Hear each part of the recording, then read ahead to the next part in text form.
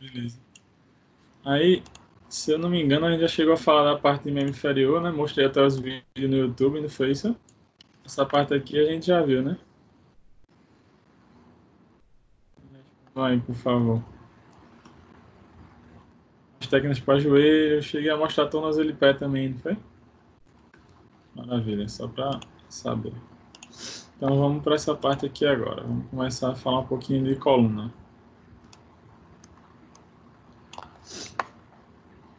Dá para ver aqui? Esse de coluna aparece para vocês? Sim ou não?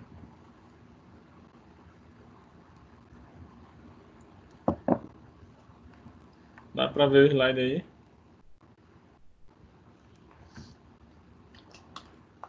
Pessoal?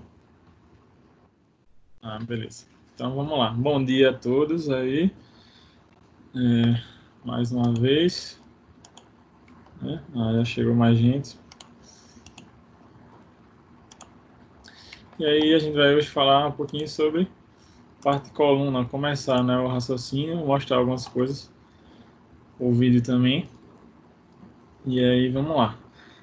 Se acredita-se muito, né, ou quando a gente fala de terapia manual na coluna, o pessoal assimila muito com esses tipos de técnica como aparece aqui nessa primeira foto, né, de chegar e estralar o corpo do paciente, a coluna e tal. Você vai ver que vão ter muitos pacientes que adoram isso aqui, que vão te pedir, inclusive, quando chegar no atendimento, ó, tu faz essa técnica, tu estrala a coluna, tal e tal. Já vão ter outros que vão chegar para vocês com o maior medo do mundo nessa parte, dizer assim, pelo amor de Deus, não me estrala, que eu tenho medo, tenho algum trauma, e você precisa levar em consideração isso. Você precisa levar em consideração o que ele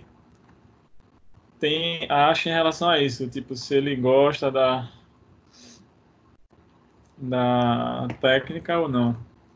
Porque se a gente força algo que ele acha que vai machucar, isso pode ser um fator que cause piora nele, no quadro. Então a gente tem que estar atento nisso.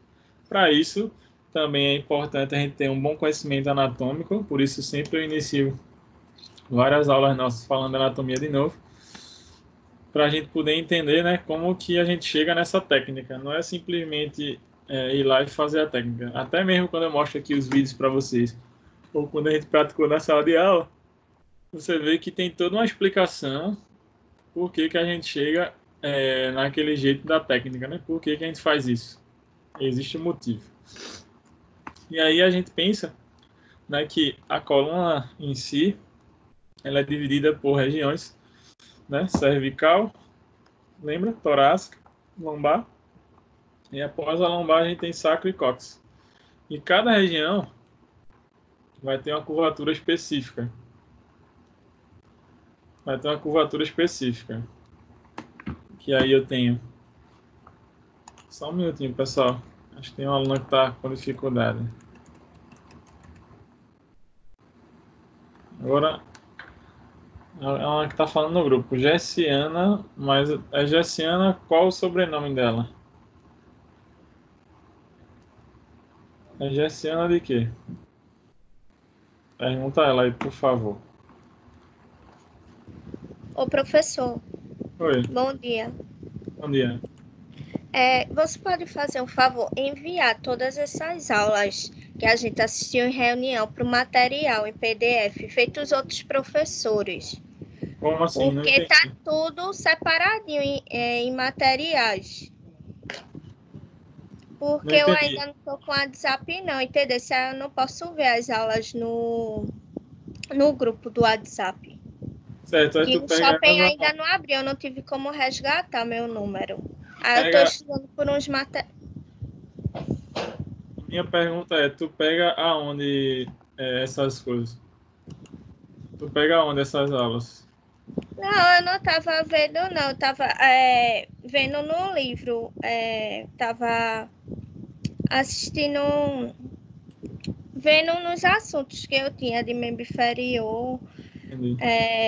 Essas últimas aulas de reunião. Porque os outros professores enviaram tudinho e não está nem no CIA e nem aqui em reunião os assuntos, porque eu não tô tendo acesso ao meu WhatsApp, entendeu? Eu botei todo... Aí eu tô pensando, acho que eu vou pagar de novo essa disciplina. Certo. Os slides todos você já tem, os slides que eu dou a aula. E as aulas sempre eu disponibilizo aqui e estou disponibilizando também aqui no Teams e lá no WhatsApp. Sim, mas aqui não tá salvo em PDF, onde tem materiais. Porque todos os professores enviaram para lá as aulas, entendeu? Eu ajeito isso quando terminar hoje, então. Tu pode, por favor, enviar para lá. Vou tentar adicionar a menina G6 Silva, né? A Gerciana, né? Só um minuto, pessoal. Hein, professor, tu pode enviar para lá, porque no CIE não tem nenhum assunto seu. Posso. Por gentileza, obrigada. Valeu. Vamos voltar. E aí, o que acontece? Cada região ela tem curvatura específica. A cervical vai ter uma curvatura, né, que é a lordose cervical. A torácica vai ter outra curvatura, que é a cifose.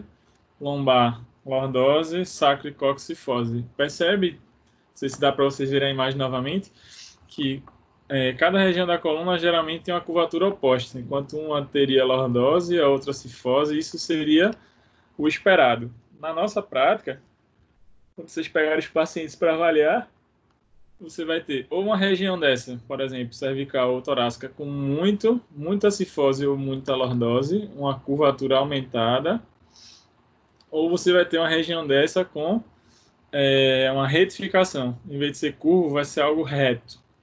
Você vai geralmente encontrar ou uma hipercifose ou lordose, ou uma retificação, certo?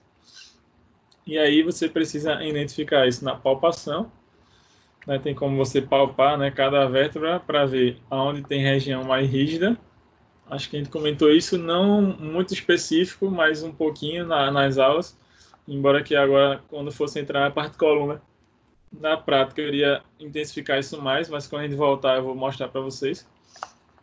E aí você consegue identificar que zona da coluna toda está mais hipomóvel, está mais travada. E a partir disso, entrar com as técnicas de correção. E podem ser diversas. A gente tem as mobilizações articulares, a técnica de lenta rítmica oscilatória, lembra? Mobilização. E a gente tem as técnicas de alta velocidade e baixa amplitude, né? A manipulação. Também pode acontecer os pacientes que chegam para vocês com alteração de curvatura lateralmente, né? Ou seja, ou em formato de C, assim, C, ou em formato de S, que é quando a gente tem as escolioses. Escoliose também é um caso à parte, vamos comentar mais para frente. E aí, cada região também, vocês devem ter pago lá em anatomia, tem formatos diferentes as vértebras, né? As vértebras se apresentam com características e formatos diferentes. Tipo, uma vértebra que é da cervical não tem, tem características diferentes de uma vértebra torácica, que tem características diferentes de uma vértebra lombar. A vértebra cervical, por exemplo, tem características específicas de os processos espinhosos, na sua maioria, eles são bífidos, bifurcados, e nos processos transversos eles têm o forame transverso. Lembra disso, pessoal? Tudo bem isso aí até agora ou não? Responde para mim. Só uma diferença que existe é em C1 e C2. C1 e C2 tem mais características ainda diferentes do que as outras. E C1 não tem como. Simplesmente C1 tem um arco, né, os arcos, arco anterior e posterior. E tem uma face articular interna que vai se articular com o dente de C2, processo odontoide, essa pontinha que está aqui. E permite a rotação. Então, essa região de C1 e C2 realiza flexão, extensão, inclinação lateral, rotação, mas é muito importante para essa região movimentos de rotação. Então, e de C3 para baixo também fazem esses movimentos, mas é muito importante esse movimento de flexo e extensão. E quer dizer que se chegar um paciente para vocês com limitação na rotação da cabeça para um lado e para o outro, uma região que seria bom vocês palparem e avaliar a região cervical mais alta, de C1 C2. E se eles têm dificuldade de flexo-extensão, palpar de C3 para baixo.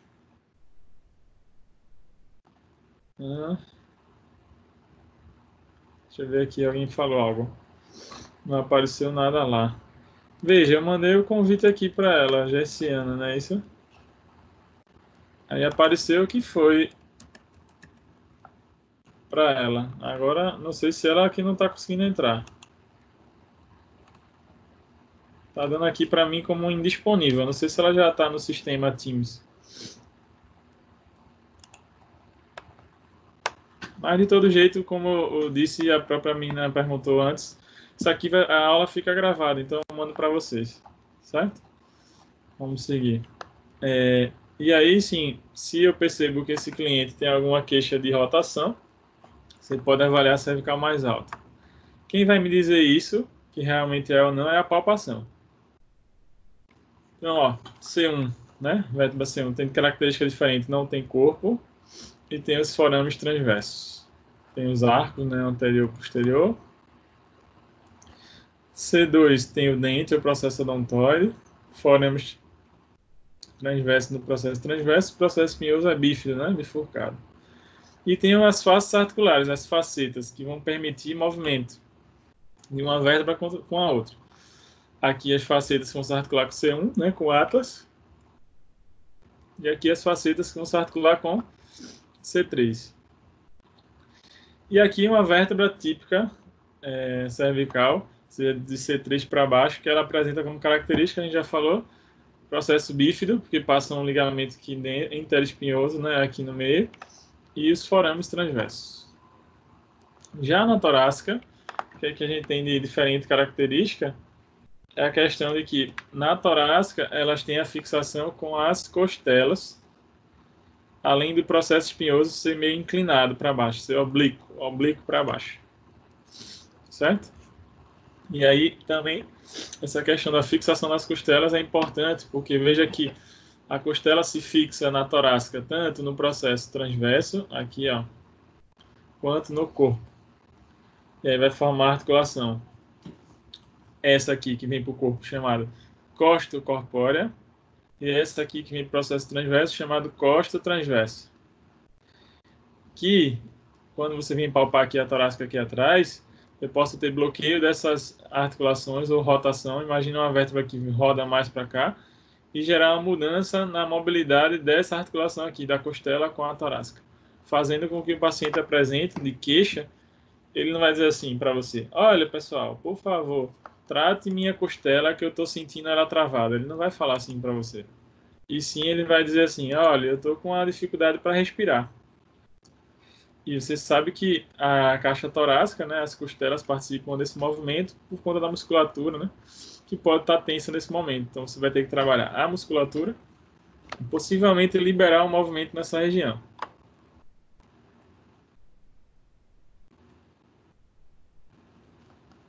Então eu tenho essas fóveas articulares aqui que a costela vai vir, né, tanto no transverso quanto no corpo.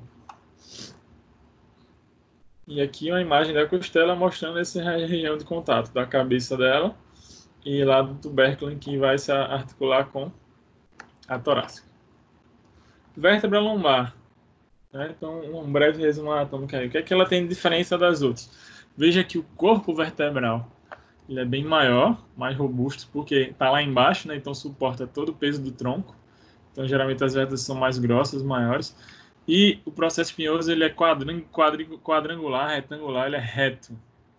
E facilita a palpação. É bem fácil de sentir os processos espinhosos da região lombar. Certo? Basicamente, seriam essas diferenças. Outra diferença interessante da gente comentar nisso, que vai influenciar em relação à região da coluna em si, é a orientação das facetas. Olha como a faceta dessa região da cervical é. Olha como a torácica se apresenta. E olha como a lombar se apresenta. Deixa eu aparecer aqui para vocês me verem. Vocês conseguem me ver aqui? Sim ou não? Dá para me ver aqui? Sim? Então, veja só. A faceta da cervical, por exemplo, principalmente cervical alta, ela fica dessa forma assim, ó. Então, ela permite, por isso que ela faz flexão e extensão, ela consegue fazer inclinação, mas como ela é dessa forma, facilita muito os movimentos de rotação. E como eu tenho o dente rodando ali, sobre C1, favorece. Já de C3 para baixo, ela já é um pouco inclinada assim, ó. Então, ela favorece tanto os movimentos de flexão e extensão, principalmente, faz também rotação, inclinação, mas de C3 para baixo é muito importante, inclusive pela faceta, o movimento de flexão e extensão. A torácica, ela já fica dessa forma, pessoal. Então, para o tronco é muito importante, além de fazer flexão, extensão e inclinação, o principal movimento para a torácica é o movimento de rotação do tronco, só pela orientação facetária. Então, ó, cervical alta, rotação, cervical mais baixa, flexão, extensão, torácica, rotação. Lombar ela já não é assim, lombar é assim, ó. Então a lombar faz rotação e inclinação, faz, mas o movimento importante para lombar é flexão e extensão. Observa agora isso que eu fiz para você, não sei se você chegou a fazer aí na sua casa, assim, ó. Cervical alta, cervical mais baixa, torácica e lombar. Veja a imagem agora, se não é isso que eu estou dizendo para vocês. Dá para ver a imagem novamente? Consegue ver a imagem novamente? Ó, olha a cervical mais alta como é que é, ó, do jeito que eu coloquei minha mão. Ó. Aí veja que as das cervicais mais baixas, vai vir C3, ela já é mais inclinada, ó. As facetas, elas são mais inclinadas. A da torácica, veja que é mais retinha, ó. Dá para ver? Igual eu coloquei a mão. E olha a lombar como é, ó. Tá vendo? Então, esse posicionamento das facetas favorece a predominância maior dos movimentos que eu falei para vocês, de flexão, extensão, no caso cervical mais alto. Gosta muito do movimento de rotação. Cervical um pouquinho mais baixa, de C3 para baixo. Movimentos de flexo e extensão. Torácica, um movimento de rotação. E lombar, flexo e extensão. Aí chegou numa ótima pergunta, Vitória, aqui, que eu vou complementar com essa questão das facetas, certo? Retificações na coluna são causadas por quê? As regiões de retificação são regiões de pouca mobilidade, hipomobilidade. Certo? Então, vamos lá. E aí o que acontece? Perceberam aí que as facetas se comportam de forma diferentes, né? Assim, o posicionamento dela é diferente. E aí o que acontece? Eu te disse, por exemplo, a torácica, ela tem uma função importante de rotação do tronco. Então imagina que por algum motivo agora, essa torácica, a curvatura dela modifica, ela fica mais retinha. Eu tenho uma retificação. Geralmente regiões de retificação são regiões hipomóveis. Tem pouca mobilidade. Então, por algum motivo, inicialmente, essa região ficou hipomóvel. Você concorda que, mesmo essa região hipomóvel, esse paciente precisa continuar mexendo, ele precisa fazer os movimentos de flexão, extensão, inclinação, se baixar para pegar alguma coisa, se esticar, sentar, levantar. Então, o corpo vai continuar fazendo essas funções, só que vai ter que adaptar. E aí, normalmente, o que acontece? Ele vai ter que adaptar mexendo ou compensando mais, tanto na lombar quanto na cervical. Então, a lombar vai começar a fazer movimentos que não era para ela estar fazendo, para compensar o movimento da torácica, que está retificada e está hipomóvel. Então, a lombar começa a fazer, além de movimentos de flexo e extensão, muito movimento de rotação, assim como a cervical, porque ela nesse momento está hipermóvel. E aí, inclusive, se você vai falar de uma patologia específica para contextualizar isso, hérnia de disco, você vê que as hérnias de disco, elas aparecem muito mais, se você for ver exame de imagem, na região lombar e na região cervical, do que propriamente na torácica. Você já viu ou vê algum exame de hérnia de disco na torácica? Não é tão comum. É muito comum na lombar, muito comum na cervical. Por quê? São regiões de muito mais movimento, muito mais mobilidade. Então, as retificações acontecem nos mostrando que é uma região de pouco movimento. Porque, assim, a retificação ela pode acontecer num grupo todinho de uma região só. Então, vamos pensar, a torácica inteira retificada. Ou não, pessoal, às vezes pode ser 2 ou 3 vértebras que estão mais retinhas ou hipomóveis e as outras não. Quem que vai me garantir? São duas coisas. Uma, na observação, você vai olhar para o paciente e vai perceber que está retificado. E outra coisa é quando você vai palpar. E aí você vai sentir a rigidez de movimento. Certo? Tudo bem? Para também manter tudo isso alterado, eu tenho músculos que se fixam na coluna. Tem uma quantidade enorme de músculos, tanto superficiais quanto profundos, que favorecem isso. Certo? E aí, eu preciso também palpar esses músculos para saber se eles estão tensos e se são eles que estão causando essa restrição toda. Se sim, se são eles que estão causando essa restrição toda, eu vou ter que, em cima deles, utilizar de técnicas para relaxar esse tecido, para soltar essa musculatura, melhorar a mobilidade local. Eu tenho tanto músculos superficiais quanto profundos, que estão relacionados em cada região. Então, tanto lombar, quanto torácica, quanto cervical. Certo?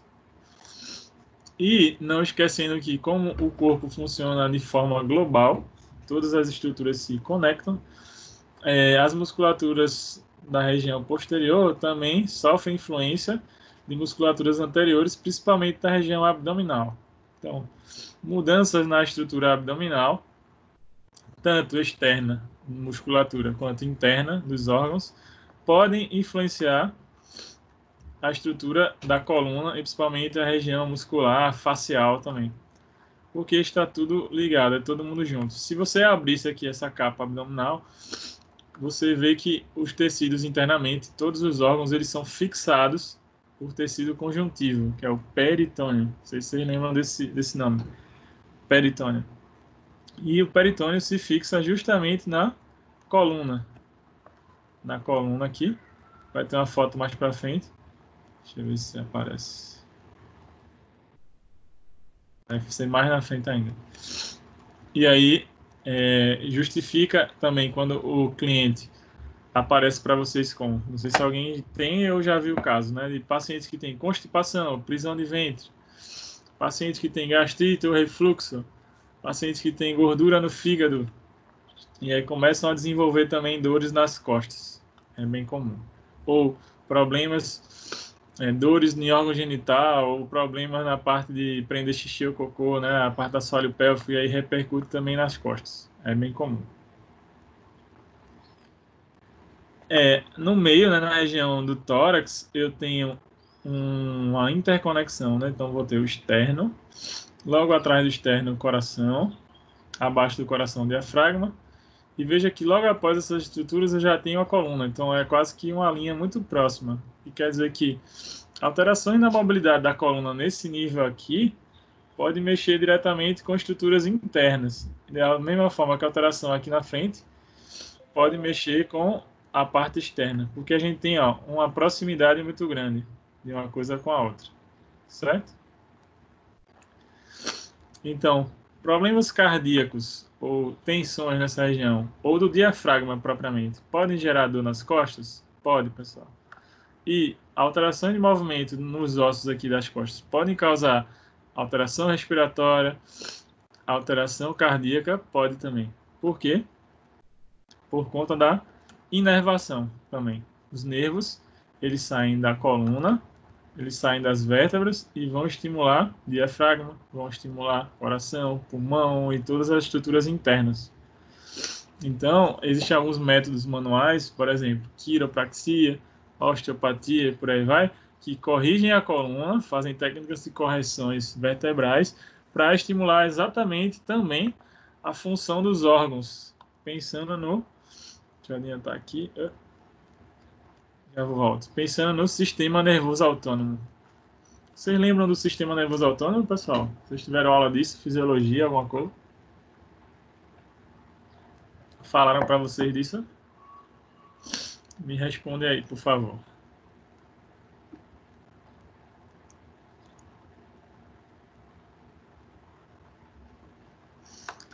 Vocês já ouviram falar no sistema nervoso autônomo?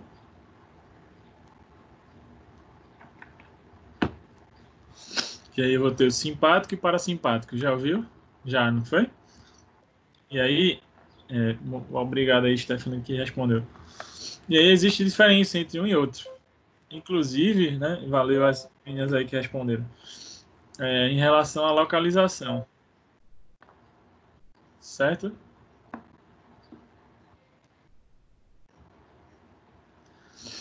E aí o que acontece? Um geralmente é o oposto do outro. Então, quando eu tenho o simpático que vai vir com a função, por exemplo, de dilatar a pupila, o parasimpático vem com a função de contrair a pupila. Um inibe a salivação, o outro estimula, sempre o oposto. Certo? Porque o que é que acontece? Essas funções aqui estão relacionadas a questões de perigo ou eminente, alguma coisa que vai acontecer, você tem que tomar uma atitude rápida.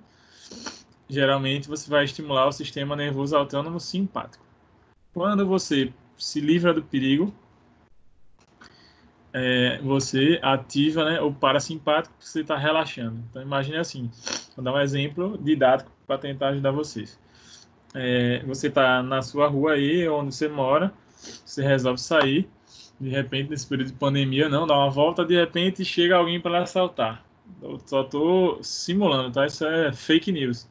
Ou imagina que você tá, né? A gente estava tudo normal, tudo livre, a gente tá ali perto da Estácio e aí chega a torcida jovem caminhando na nossa direção. Rapidamente, quando você percebe uma situação dessa, você vai ter que tomar alguma atitude. Ou não tomar nenhuma atitude, né? Seu corpo vai reagir de alguma forma, algumas vezes ou muitas vezes involuntariamente, sem você ter um controle disso. E aí o que é que acontece? Geralmente as pessoas vão ter três situações aí. Ou elas vão correr para longe, né? A gente chama isso da fuga, né? Luta ou fuga que o simpático tem. Ou essa pessoa vai se achar muito forte e vai querer encarar o problema e vai para cima, brigar, tentar, né, impedir a pessoa de roubar, tentar, certo? Ou a pessoa simplesmente, ou o grupo de pessoas que está sendo perturbado ou não, simplesmente não vai fazer nada, certo? E aí eu tenho essas três situações aí, que o corpo vai ter, né, para poder, tipo, resolver os problemas. E durante isso acontecem respostas em cada órgão, certo? E aí o que acontece? Por exemplo, quando você está no perigo, então imagine essa situação que eu te disse da torcida que vem na tua direção. O que é que você acha que vai acontecer? Por exemplo, você vai, acelerar os batimentos cardíacos. Concorda? Vai ficar nervoso, né? Tudum, tudum, tudum. Provavelmente vai faltar a saliva, vai secar a boca. Sua pupila dilata, porque você está vendo, tum, alguém está chegando, perigo. Você estimula a liberação de glicose, porque você vai precisar de energia. Então o fígado vai liberar glicose para, né, transformar em energia. Imagina se sua bexiga tivesse contraída. Não vai, você vai relaxar a bexiga, né? E aí, se a gente estivesse falando, não é o assunto, do assunto, né? Falei de assalto, falei de coisa, mas se a gente estivesse falando de atividade sexual, você, nesse período simpático, você promove a ejaculação. No parasimpático, você promove a ereção, certo? É o oposto. Então, assim, para subir o negócio, você tem que estar relaxadão, tem que estar parasimpático. E aí, quando começa a ação, na hora que finaliza tudo, você promove a ejaculação através do simpático. Isso para homem e para mulher, certo? E mais aí, por exemplo, esquece essa parte de baixo. Estou aqui em cima, né, de relaxar a bexiga, acelerar o batimento. Quando passei do perigo, então me livrei do perigo agora. Agora eu já consegui fugir da torcida organizada, ou já fugi do bandido, ou encarei e venci. Seu corpo agora vai entrar no processo de parasimpático, em que agora vai estimular a salivação. Você vai ter fome, provavelmente, depois de tudo isso. Você vai reduzir os batimentos cardíacos, estimular a atividade do estômago para poder vir a comida, a vesícula, contrair a bexiga, ou seja, o oposto. Ou, vou dar um exemplo mais leve, você vai treinar, vai para uma academia fazer exercício, crossfit, qualquer desses aí, você tá, na hora que está fazendo exercício, ativado o simpático. Quando passa o exercício, acabou tudo, você vai descansar, você entra no parasimpático. Assim funciona, certo? Deixa eu voltar aqui. E aí, eu tenho essa inter-relação órgãos, coluna, que acontece. Que a gente chama isso, ou alguns livros vão trazer para vocês, como o nome metâmero ou segmento facilitado. Quer dizer que cada região que sai uma raiz nervosa, ou seja, seria o conjunto entre dois corpos vertebrais e um disco, aí eu tenho no meio saindo uma raiz nervosa. Cada raiz nervosa dessa, cada nível, então, por exemplo, C2, C3, C4, a gente chama de um metâmero, que é de onde vão sair os nervos, né? Nervos torácicos, lombares, cervicais, né? Os nervos que vão estimular o corpo inteiro. Os plexos, certo? Que a gente fala disso mais para frente. Quando eu tenho alterações nessa mobilidade da coluna, de maneira geral, aí o que é que eu vou ter? Vou ter compressões, que aí pode ser compressão só do disco, mas pode ser compressão também, no caso dos nervos. Vou ter distração, vou ter cisalhamento, movimentos de rotação, isso acontece muito na lombar, nos casos de hérnia discais, torção, impacto, um conjunto de alterações, que são, ó, consequência, pessoal, consequência. E mexe com a mobilidade do corpo. E aí vamos pensar no seguinte, pergunta para vocês que estão aí, qual a função do disco e qual a função das facetas articulares? Me respondam aí, por favor. Qual a função do disco e qual a função das facetas?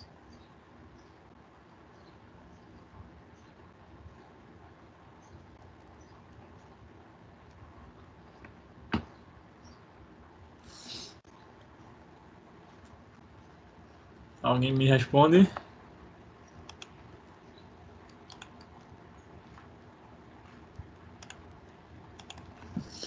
Qual a função do disco e qual a função das facetas? Pode chutar agora, pessoal, não tem problema não. O disco funciona como amortecedor, maravilha. Amortece impacto. Isso. E a faceta articular, qual a função da faceta? Serve para quê?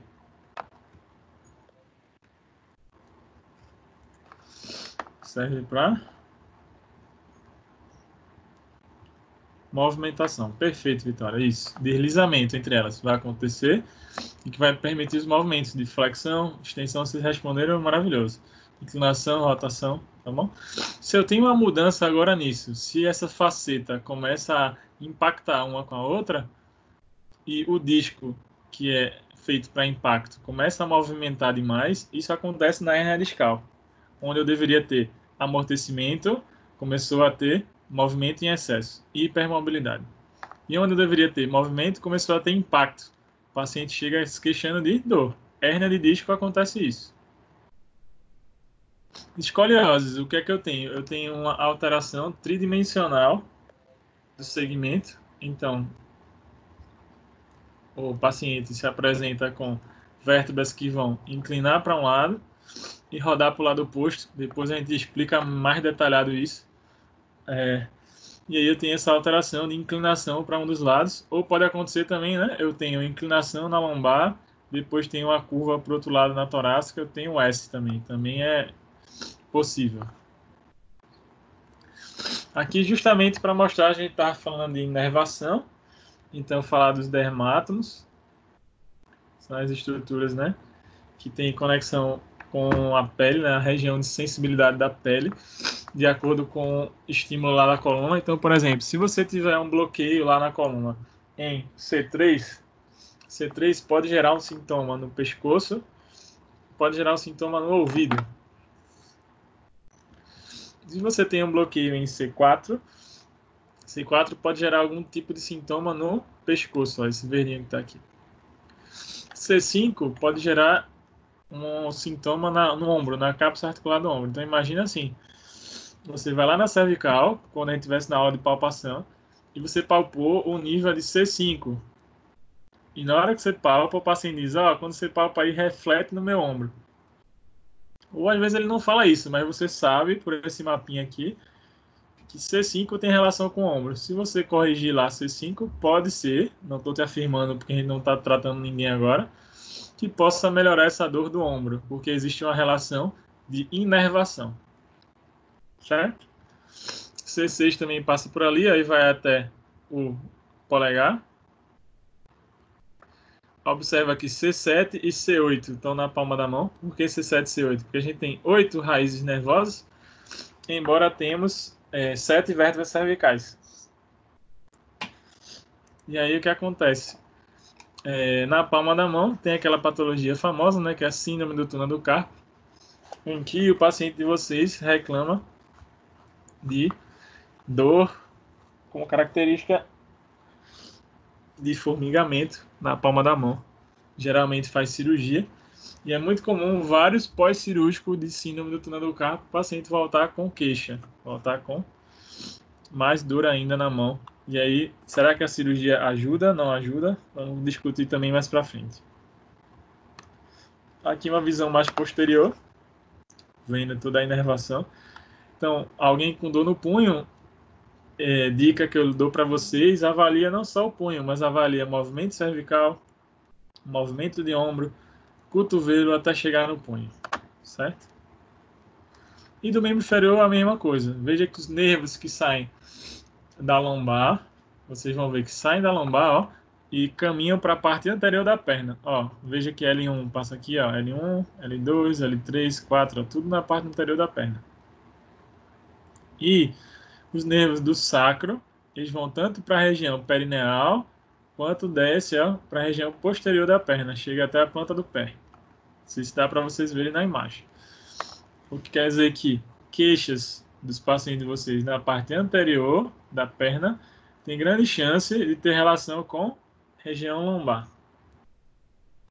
E dores na região posterior da perna tem grande chance de ter relação com o sacro, pela inervação. O que eu quero te dizer é, o paciente de vocês chega com a tensão nos isquiotibiais. Você vai tratar essa região dos isquiotibiais e deve tratar também o sacro, porque é de onde sai o nervo, né, ciático ou isquiático, que vai lá para a região da perna, certo? Aqui, sim, bom comentar. A gente falou de membro inferior já, joelho. Então, é muito comum também, pacientes chegam com dor no joelho ou medial, ou lateral, ou no centro.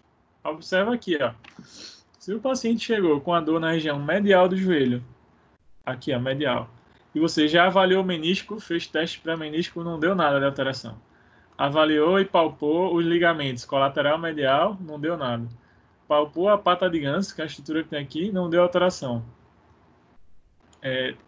E aí, será o que é que pode ter relação? Como você vê aqui na imagem que L3, ó, é quem vem para a região, o que é que você pode fazer?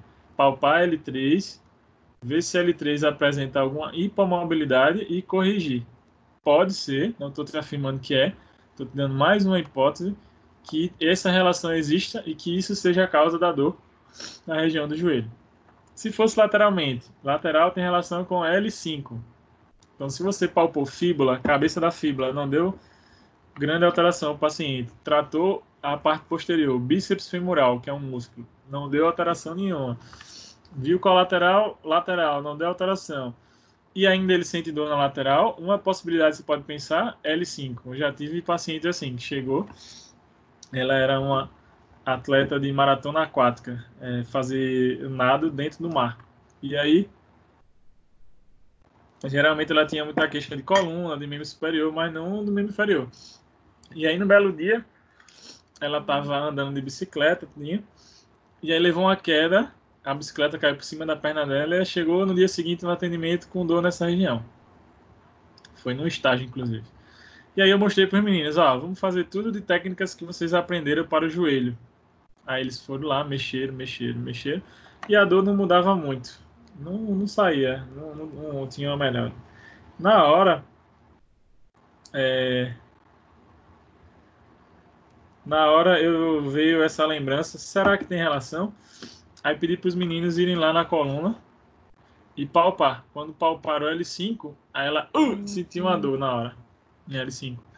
Aí fomos lá, né? Eu, que no caso fiz a técnica, a gente corrigiu o L5. Quando corrigiu o L5, eu disse agora, mexe no joelho, meninos. Os meninos foram mexer no joelho, o paciente não relatou dor mais. Ou seja, é um exemplo aí, nesse caso, de que essa questão de inervação pode ter a ver alguma coisa com sintomas. Então é bom a gente dar uma olhadinha. Observa aqui, ó, dores embaixo do ventre, tem relação com T10, T11, T12, aqui, ó. Dores em órgãos genitais, ó, relação com sacro, ó, S2, S3. Fascite plantar, ou queixa no pé, ó, S1, então pode ter relação com sacro também. E assim você vai analisando, certo? É um mapinha legal de ver também. Lembrando aqui, essa imagem é mais para lembrar que a inervação, né? Ela entra, né? E chega. Imagina que ela veio lá do joelho para poder informar na medula. Então ela vem, entra, né, pela parte posterior, pelo corno posterior e sai pela parte anterior, pelo corno anterior. Corno ou corno anterior. Então essa informação ela entra pela região posterior da medula e sai pela região anterior. Essa é a imagem mais para destacar isso. E aí eu tenho uma rama, né, de nervos que compõe o plexo lombar e sacral, né? Plexo lombosacral. E aí eu vou ter vários. Só citar alguns aqui, depois a gente esmiuça mais eles. Glúteo superior, glúteo inferior, nervo para o músculo piriforme, nervo ciático, que aí a partir do joelho ele se ramifica em tibial e fibular comum. Tem um nervo pudendo, tem uma grande quantidade. Nervo ilipogástrico, ilinguinal, subcostal, gênito femoral, cutâneo lateral da coxa, femoral. São nervos aí que têm relação com a parte inferior. Não sei se vocês chegaram a ver esses nomes na anatomia, espero que sim. Mas se não, a gente precisa dar uma revisada neles, né? Falar de plexo para vocês relembrarem isso, que é importante em relação a sintomas. Porque, por exemplo, o paciente chega para vocês no membro inferior, certo? Vou botar o bonequinho. E ele reclama de uma dor na região lateral da perna. Aí, na lateral da perna, quem que eu tenho ali? Eu tenho trato iliotibial, tenho fáscia lata, concorda? Quando você vai ver na inervação, existe um nervo aqui, ó, cutâneo lateral da coxa. O cutâneo lateral da coxa ele estimula justamente essa região lateral. De onde sai o nível dele, ó, nervoso, ó? Veja, sai um ramo, ó, de L2 e sai outro ramo, ó, de L3. Ou seja, se eu for lá na coluna e palpar L2 e L3, pode ser que tenha algum bloqueio e também seja o fator que está dando essa dor na região lateral da perna. Dá para entender, pessoal, que quando eu conheço as estruturas, quando eu conheço onde eu estou tocando, fica mais fácil correlacionar com o sintoma, porque eu sei que essa dor lateral tem relação com as estruturas que estão aqui, mas também tem relação com a coluna, por conta dos nervos. Aí eu vou mexer aonde, pessoal, em tratamento? Na lombar e na perna. Dá para entender isso, pessoal, que eu tô falando para vocês ou não? Por favor, me responda, senão eu vou achar que eu tô falando sozinho aqui agora. E tem uma quantidade importante aqui de pessoas, 16 pelo menos. Tá dando para entender o que eu tô falando para vocês?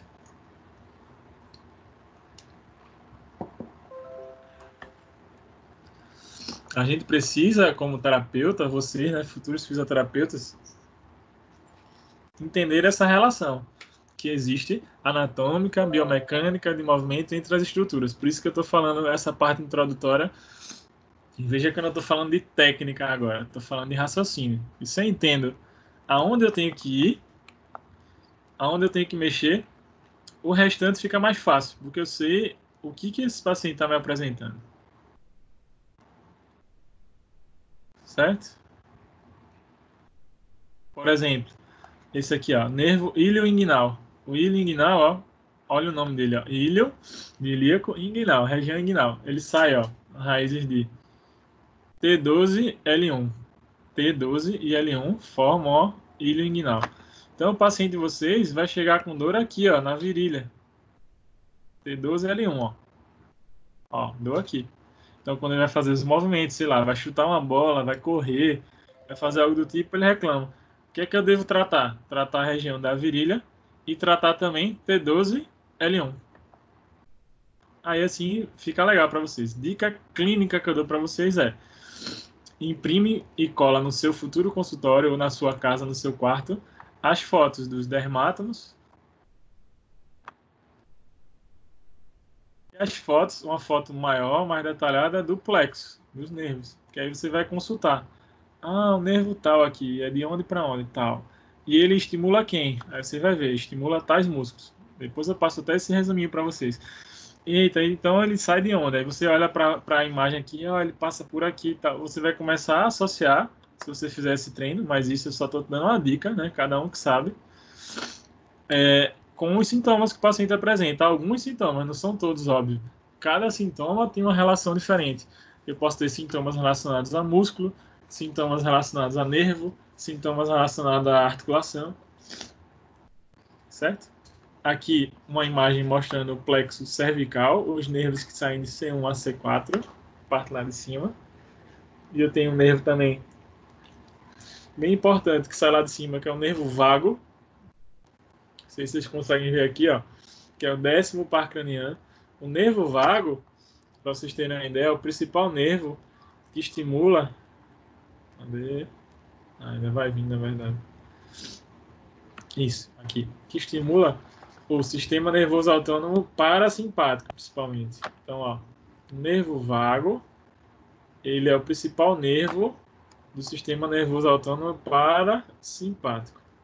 A maioria das funções que está dizendo aqui parasimpática, principalmente essas de cima aqui, ó, até o fígado, quem estimula isso é o nervo vago. Essas duas mais baixas, até dá para você ver a região, ó. Vocês conseguem ver na foto que, ó, contrai a bexiga e promove a ereção, saem do sacro. Dá para ver isso aqui. E que todas as outras, ó, saem da cervical. Dá para ver, pessoal. Tá bem claro nessa imagem, ó. Consegue ver isso? Eu tenho, ó, uma setinha que sai da cervical. Uma setinha que sai da cervical. E gera a inervação, ó, ou chega para todos os outros órgãos aqui, ó. E duas setinhas, ó, que saem do sacro e vão para bexiga e órgão genital.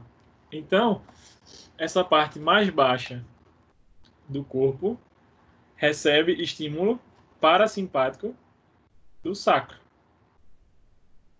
E essa parte todinha aqui, esses outros órgãos, recebe estímulo parasimpático vindo da cervical alta, de C1 e C2, que é o nervo vago que sai dali. Deu para entender?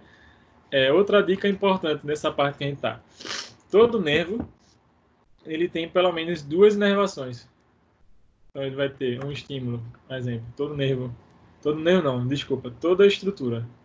Ou o músculo vai ter um estímulo aferente e eferente.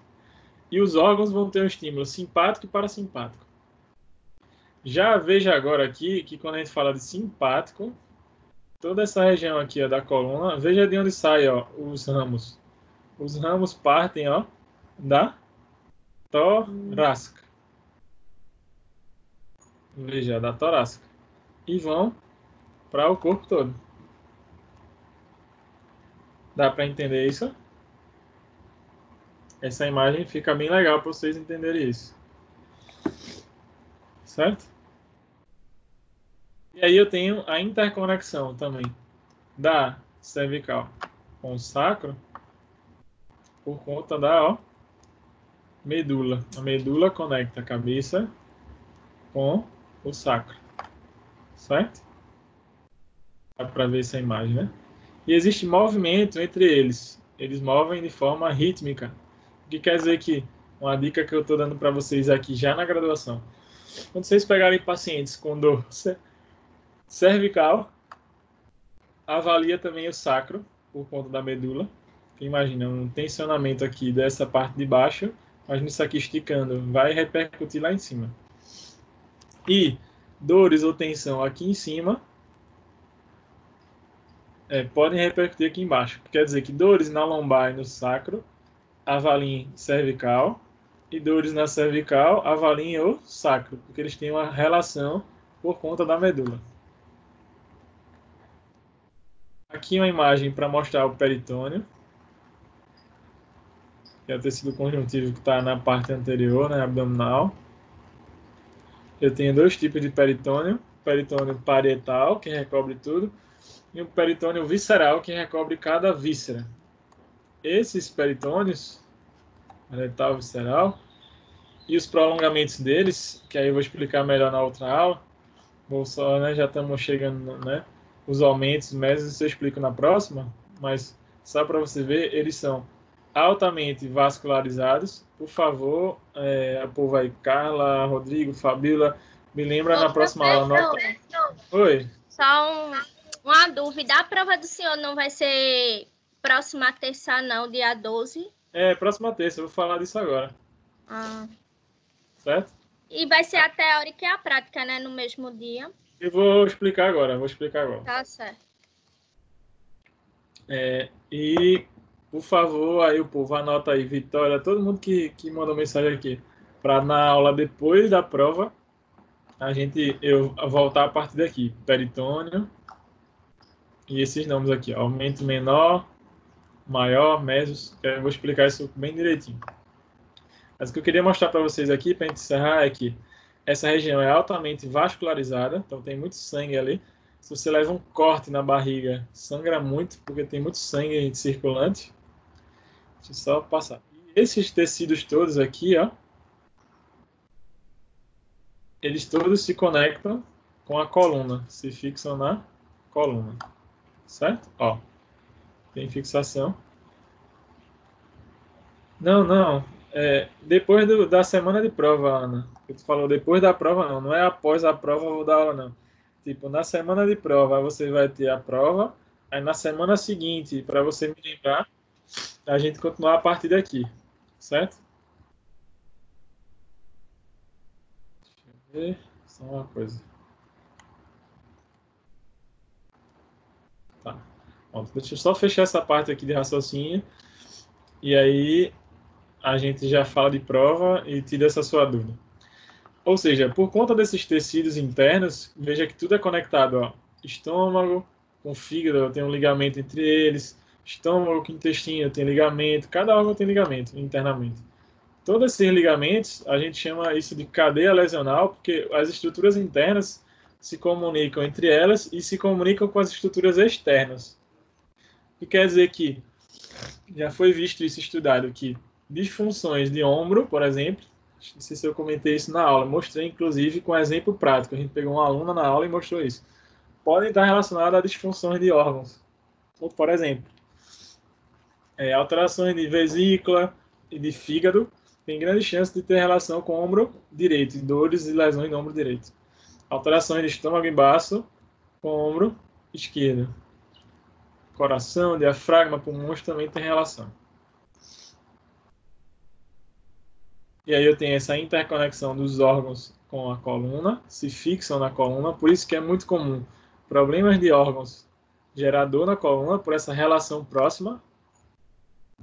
E eu tenho também a vascularização, artérias e veias muito próximo, sistema urinário ali embaixo, né, parte de bexiga, útero, né, por homem e para mulher o formato é um pouquinho diferente, né, dos órgãos ali embaixo. E tem aquela questão lá do simpático para simpático que a gente comentou, da bexiga estar mais cheia, mais vazia, contraída, mais relaxada. E eu tenho os intestinos, né, intestino grosso, delgado, que também são importantes aí. Hoje em dia se tem muito problema intestinal por conta de vários fatores. Um deles é o fator alimentar. Hoje em dia a gente acaba comendo muito mal por conta das questões, né, de alimentação e dos fast foods, né, hoje em dia, os iFoods da vida, e também por questões de estresse, né, hoje em dia a gente está numa situação muito complicada relacionada a estresse. Veja como esses órgãos são fixados, ó, tudo isso aqui que está em amarelo aqui, tecido conjuntivo, e veja como é vascularizado, ó, tudo é sistema arterial venoso. Entendendo isso, a gente parte a analisar movimento. Seria a sequência, aí eu vou dar uma encerrada por aqui, assim, da parte teórica, né? E você já tem coisas aí para ver. Porque a partir daqui, o que é que eu vou mostrar para vocês? Só para vocês terem ideia, já entraria com as técnicas de avaliação e tratamento. Ó. Aí eu vou entrar com a parte de tratamento. Eu vou falar para vocês as técnicas. Aí eu deixo para mostrar isso pós a prova. Embora você já viu alguma coisa assim, eu demonstrei, eu acho, para vocês por baixo, né? As palpações, alguma deve ter mostrado alguma coisa, pelo menos visualmente, né? Alguma técnica dessa. Mas como agora a gente está falando de lombar especificamente, quando esse cidadão, né, ou esse tipo de pessoa chegar para você, a partir de agora, né, depois da AV1, a gente vai começar a entender o que é que eu posso fazer, tanto em relação a manipulações, quanto a mobilizações, e também vou aproveitar, já que a gente está nesse momento, não sei até quando, integrar como que a gente faz isso associado com movimento, que eu acho que isso é o plus que fica legal para vocês. Como que eu associo cinesioterapia, que a maioria aí já deve ter pago, com a terapia manual? Aí isso é show de bola, quando você consegue associar os dois, porque aí você vai estar devolvendo o movimento para as microarticulações associado com o exercício ativo para o paciente. Aí é perfeito. É o que a gente deseja na fisioterapia, geralmente. Ficou claro aqui, pessoal? Tudo bem até agora? Deu para entender o que eu falei para vocês? Sim ou não? Deu para acompanhar aí?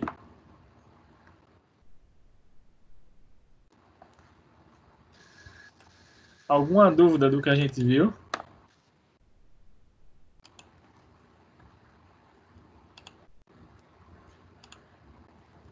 Ô, professor, Oi, pode eu perguntar. olhei agora em arquivos, tá lá todas as aulas em Ah, PDF, porque eu tinha falado no início, porque não tava esses dias, eu tava olhando, não tava não, nenhumas aulas não.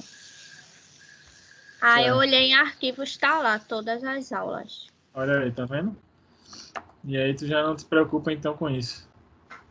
É. Tá lá, é só pegar e estudar Ó, agora. a teórica vale de 0 a 8 e a prática 2 Não, eu vou pontos. explicar isso agora. É isso que eu vou fazer esse momento final para explicar. Certo.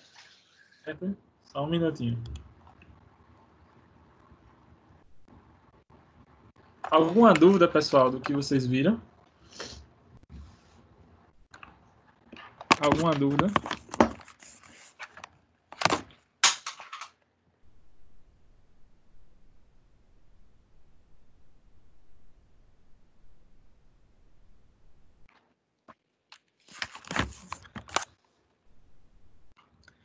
Deu para entender o raciocínio?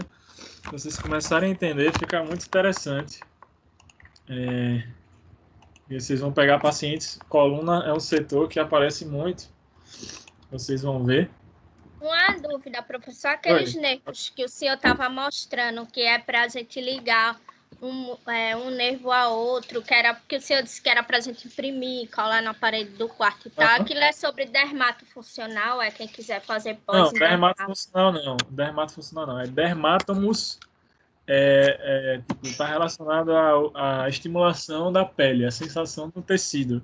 Mas não tem a ver com dermato funcional, não. Tá? Ah, entendi. Coisa diferente. É assim, é a sensação que o paciente vai te dizer. Ele vai dizer, ó, eu sinto uma dor nessa região. Por aquele mapa, você vai saber que nervo tem relação. É isso que eu estou te dizendo. Certo?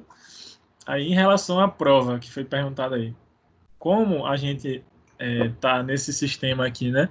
Por conta da pandemia, não vai ter como a gente fazer uma prova prática, como antes a gente iria fazer. Prova teórica e prática. Porque como é que vocês vão demonstrar a técnica para mim? Não teria como a gente fazer uma prova assim. Por mais que vocês fizeram o vídeo, eu tipo, passo, entende? Não tem lógica. Tipo, eu passo a técnica, você faz em casa e me manda um vídeo, não rola. Ou a gente faz vídeo chamada com cada um, não dá. E aí o que acontece? É o que nos foi orientado. semana que vem, então no caso, como a amiga falou, dia 12, isso, vocês vão vir para cá, então vai entrar o grupo todinho, espero que esteja lotado isso aqui. E aí eu vou mostrar para vocês as questões que vocês vão ter que responder, né? Que vão ficar aqui no Teams na parte de tarefas. Então, no dia da prova, você vai vir, vai entrar para aqui para a aula, como se fosse uma aula normal. Eu vou abrir essas questões com vocês e vou falar uma a uma para vocês. Na verdade, vão ser dois momentos aí. Certo? Deixa eu ver se vocês me veem aqui. Vão ser dois momentos aí. Um primeiro momento vai ser no dia 12, em que eu vou mostrar para vocês as questões e vocês, essas questões que vocês têm, você, como se fosse assim, metade da prova, vocês têm 48 horas para responder. Ainda um prazo, vou dar um prazo de 48 horas para responder essas questões. Vão ser questões discursivas. Podem não ser um caso clínico, em que eu vou falar com vocês e vocês vão ter que descrever ou falar das técnicas que vocês viram.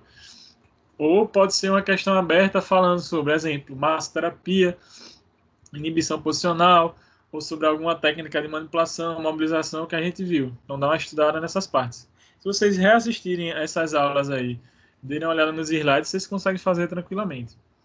E aí, após esse momento que eu apresentei para vocês as questões no dia, vocês podem começar a responder se quiser já no dia, e tem um prazo até 48 horas. Quer dizer que depois desse prazo, essa parte aí já não vai ser mais... Ô, professor, e a prova não vai ser na faculdade, não, lá na unidade da Estácio, no Polo? Não. E você vai fazer aqui, na sua casa, no caso, porque não tem como a gente ir ainda, não está liberado, não.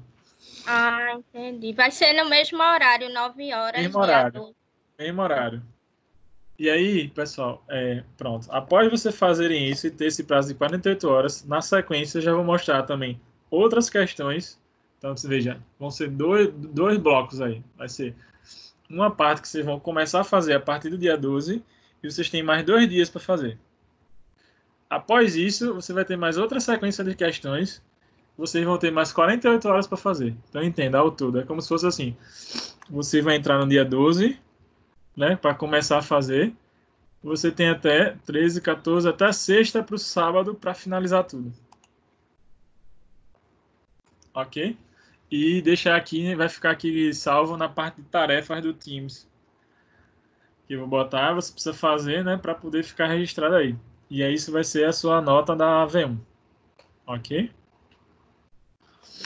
Aí, como eu passei para vocês algumas atividades dos vídeos e tal, e aí a Fabiola, né? Depois fala comigo, Fabiola.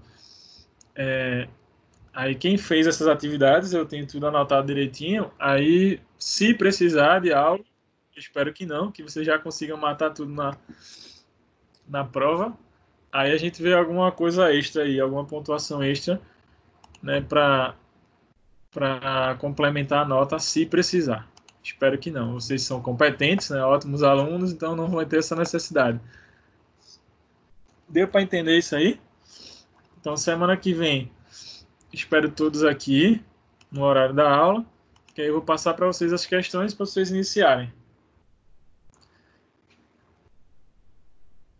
10 perguntas cada. Como é, Ana? Deixa eu ver aqui, tua. Não necessariamente 10 perguntas. A prova vai lá de 0 a 10, mas eu vou tentar dividir meio a meio. Aí vou ver direitinho como eu vou fazer. E aí, quando vocês vierem semana que vem, eu mostro para vocês as questões. Ok? Alguma dúvida nisso? Não faça difícil, por favor. Mas não, se você estudar e rever tudo que a gente vem fazendo até agora, não vai ficar difícil. Vocês não precisam ficar assim nessa lamentação de seja bonzinho. Eu jamais sou um cara ou grosseiro ou que vai complicar a vida de alguém. Fica tranquilo. Minha ideia, pelo contrário, é que vocês absorvam o que eu estou falando para vocês. Certo? E assim, como vocês têm 2 dias aí para poder fazer, não é possível que não saia alguma coisa, entendeu? Dá para sair, pô. Mas para isso eu preciso que vocês estudem, né? Então, esses 16 que estão aqui, fora o restante, não sei se conseguiu entrar ou não, né? Tem gente que não conseguiu. Se pegar as aulas, assistirem de novo, pegar os slides, dar uma olhadinha, eles conseguem fazer tudo. Certo?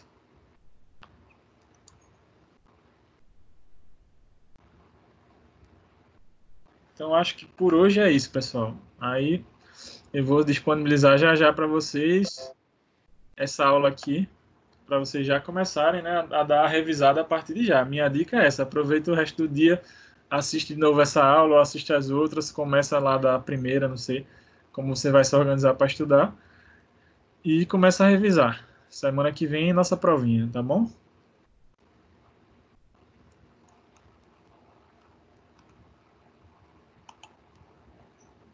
Então, tenham um ótimo dia, fiquem na paz aí, e aí eu vou estar mandando agora para vocês essa aula aqui, tá bom?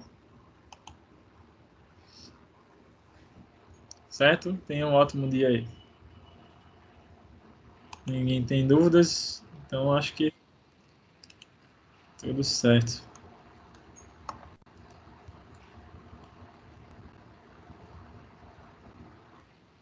Beleza, então, obrigado, eu que agradeço a atenção de vocês aí. Então, tenham um ótimo dia. Vou mandar agora para vocês a aula agora. Parar aqui.